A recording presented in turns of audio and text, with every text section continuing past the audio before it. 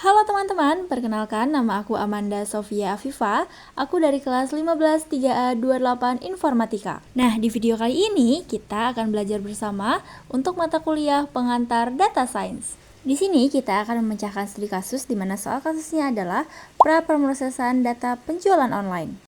Nah, deskripsi kasusnya, kita adalah seorang data analyst di sebuah perusahaan, dan perusahaan ingin membangun model machine learning untuk memprediksi apakah pelanggan akan melakukan pembelian ulang atau repeat order berdasarkan data historis yang sudah kita dapat. Nah, yang pertama itu ada kolom mana sih yang memiliki missing value. Nah, kolom yang memiliki missing value itu ada di umur pada barisnya Sinta, dan juga di jumlah transaksi pada barisnya Laila, dan di rata-rata pengeluaran, dan juga di kolom kota pada barisnya Budi. Itu secara teknis, karena kalau secara teknis angka 0 ini masih menjadi data, ya nanti pasti bakal kita hitung. Tapi kalau menurut bisnis, ini angka 0 ini termasuk missing value karena pendapatan 0 itu tidak logis. Nah, kemudian baris mana yang merupakan duplikasi data? Kalau duplikasi data sudah bisa kita pastikan di barisnya Andi 1001 dan juga 1003 itu memiliki value yang sama, berarti ini bisa dipastikan adalah duplikasi data. Nah, kalau yang kedua itu ada beberapa cara, tapi yang pertama itu ada mengabaikan atau membuang data yang hilang. Pendekatan ini dilakukan dengan cara menghapus data yang mengandung nilai kosong atau missing value. Metode yang sering digunakan antara lain yaitu listwise deletion dan juga pairwise deletion. Kalau listwise itu menghapus seluruh baris, kalau pairwise itu hanya mengabaikan nilai kosong pada saat perhitungan tertentu. Jadi nggak menghapus seluruh baris. Dan kelebihannya, metode ini mudah dilakukan dan tidak menambah bias dari nilai perkiraan. Kekurangannya, kalau jumlahnya banyak, informasi penting bisa ikut terhapus, sehingga analisis menjadi kurang representatif. Terus yang kedua itu ada estimasi parameter. Pendekatan ini menggunakan metode statistik untuk memperkirakan nilai yang hilang berdasarkan pola dari data yang tersedia. Salah satu metodenya adalah IM algorithm. Kelebihannya, karena ini memakai metode statistik, jadi cenderung lebih akurat. Kalau kekurangannya, karena menggunakan metode statistik juga, jadi proses perhitungannya lebih rumit dan memerlukan pemahaman statistik yang lebih mendalam.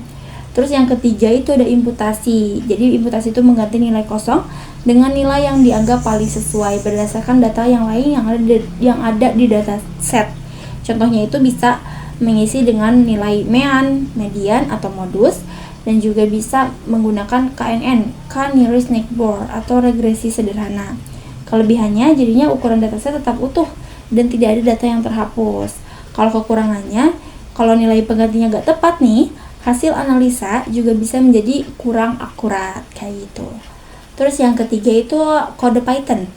Nah, di sini tuh teman-teman bisa pakai kodenya tuh df sama dengan df drop duplikat dalam kurung yang bisa dilihat di sini.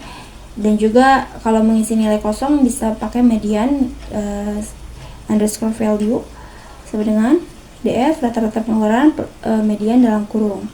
Terus bisa pakai df rata-rata pengeluaran fill not median value in place true. Ini mungkin bisa dicoba. Jangan lupa juga diperhatikan titik komanya seperti itu. Nah, di nomor 4, kenapa kita perlu normalisasi sebelum digunakan kepada algoritma Cummins? Karena yang pertama itu agar tidak mendominasi fitur lain yang memiliki skala lebih kecil, dan juga ada hasil pengelompokan menjadi lebih akurat dan juga seimbang. Dan proses perhitungan dalam algoritma Cummins dapat berjalan lebih efisien seperti itu. Nah, kita bisa lanjut ke nomor 5. Di sini kita mulai hitung-hitung untuk menormalisasi X sama dengan X dikurangi X min per X max dikurangi X min. Jadi kita dapat nilai kalau 5 juta dikurangi 0 per 8 juta dikurangi 0 itu sama dengan 5 juta per 8 juta. Kalau diperkecil jadi 5 per 8 sama dengan 0,625.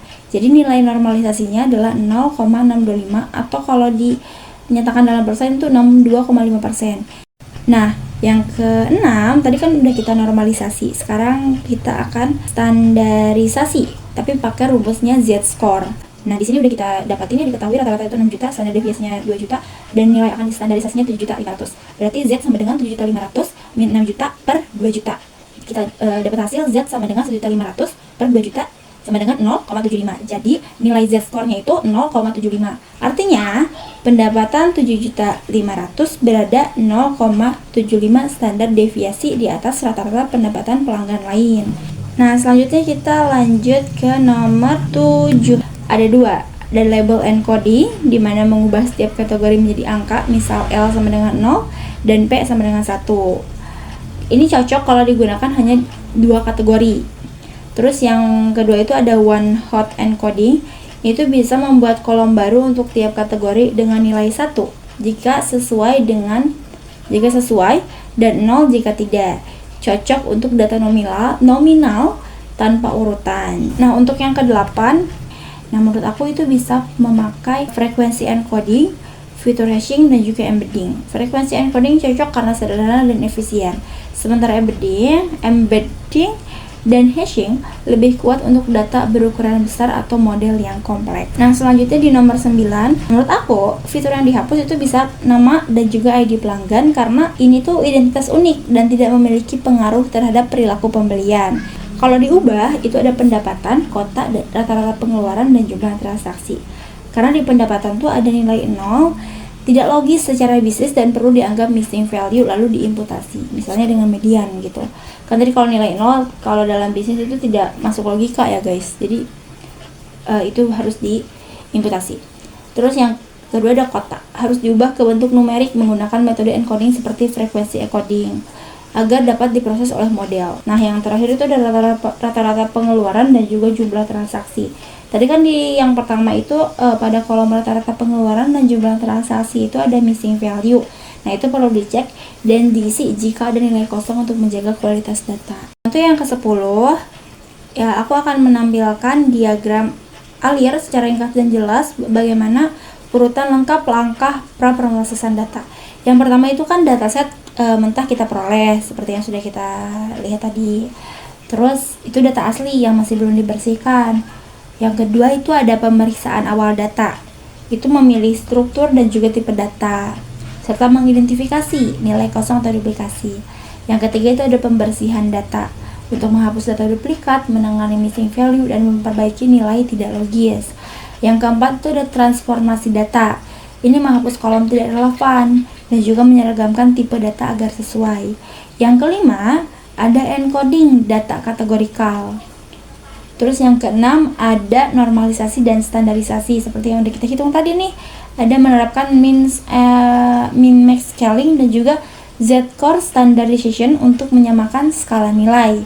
Untuk yang ketujuh, kita barulah pembagian dataset.